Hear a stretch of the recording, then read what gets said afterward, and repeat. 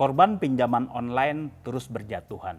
Baru beberapa yang ditangkap oleh polisi. Mengapa lintah darat 4.0 ini harus dibasmi? Saya Setri Yasra, inilah Opini Tempo.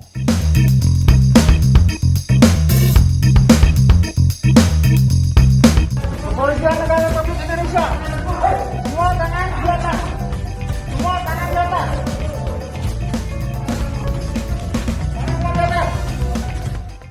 Jasa pinjaman online layak dicantumkan dalam salah satu tindakan kejahatan berat. Rentenir digital ini menipu dan menyebak calon nasabahnya, memberi bunga sangat tinggi dan mencekik para mereka yang meminjam uang dari mereka. Tak jarang mereka juga mengintimidasi, bahkan menjual data pribadi para calon nasabahnya ke pihak lain. Jika diurut lagi, akan sangat panjang tindakan lancung dari para penyedia jasa pinjaman online.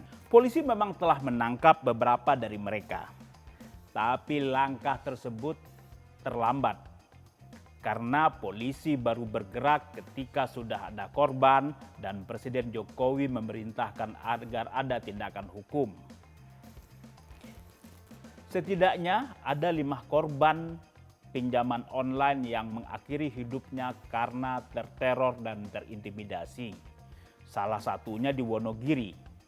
Orang yang tidak tahu menau diberikan pinjaman dengan syarat yang sangat mudah, tapi kemudian diintimidasi dan dipaksa membayar dengan sangat tinggi.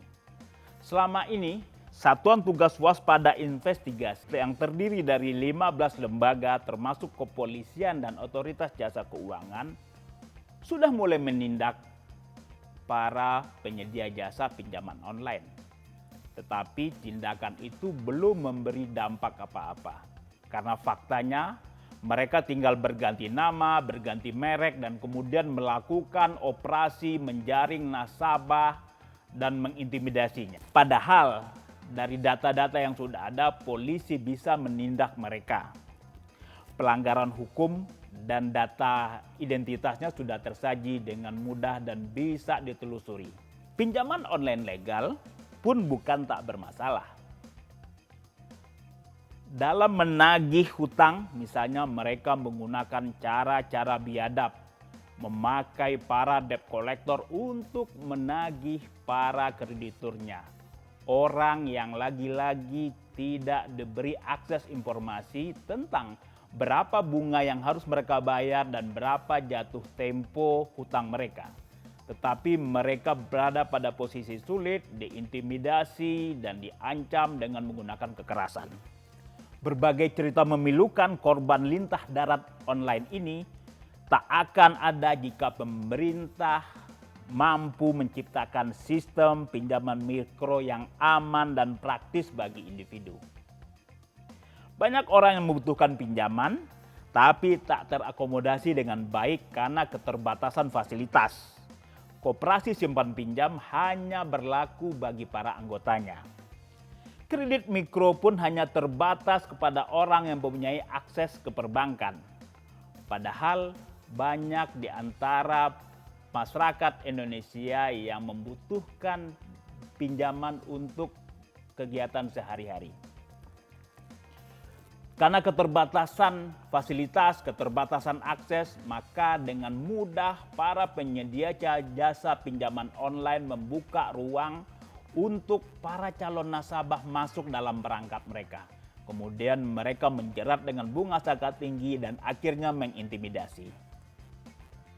Kebutuhan kredit masyarakat yang belum sepenuhnya terpenuhi oleh perbankan diperkirakan mencapai 1.000 triliun.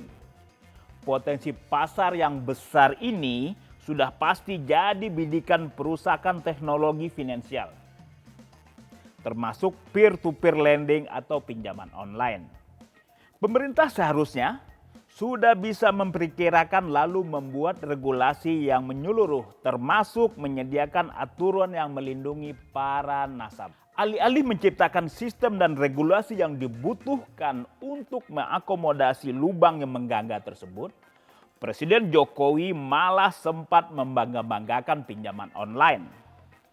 Belakangan, yang diagul-agulkan tersebut ternyata menyimpan ratusan masalah. Simak opini selengkapnya hanya di majalah.tempo.co.